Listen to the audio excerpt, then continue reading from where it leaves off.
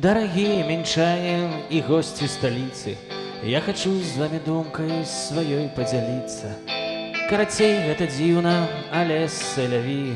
Мы ў сталіцы живем, нібы на дзве сям'і. Мы живем адначасова у двух гарадах. Падваенне асобы здымае нам дах. Дык няўжо ж нам ніколі не склеіць, не сшыць Менск і Мінск, дзве паловы сталічнай душы.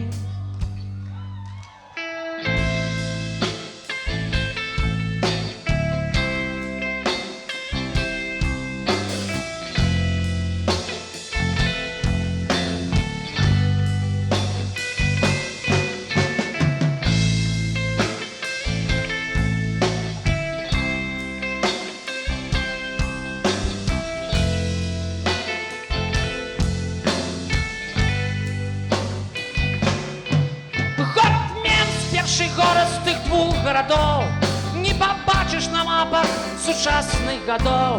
Ён у сэрцы жыве, ён жыве ў галаве. Шмат каго, хто ў горадзе Мінску жыве. А ў тым Мінску прапіска і гарвыканкам, і лядовы палац, і бетонны паркан. Зруйнаваных дамоў цені прывідныя, і дзяцінства майго праляцелыя дні. Мы живем адначасова у двух гарадах. Падваенне асобы зрывае нам дах. Дык няўжо ж нам ніколі не склеіць, не сшыць Менск і Мінск.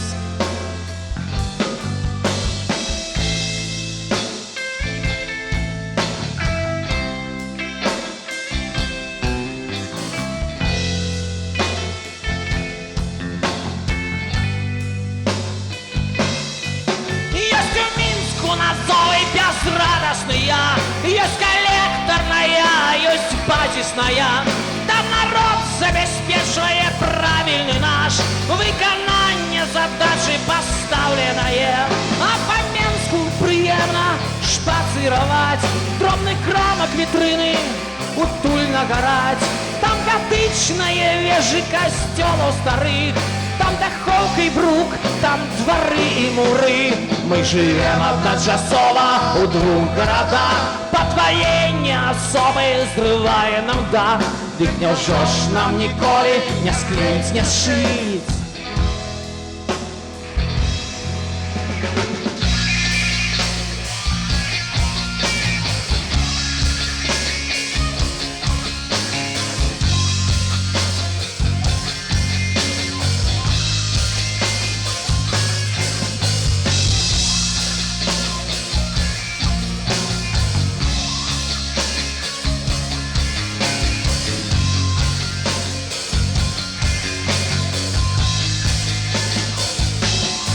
Усё блытаецца ў Мінску, хлеб і маца, і вялікі кастрычнік, і радаўніца, і п'яная сляза, і такая попса, што ратунку не дасць ні мізім, ні пса.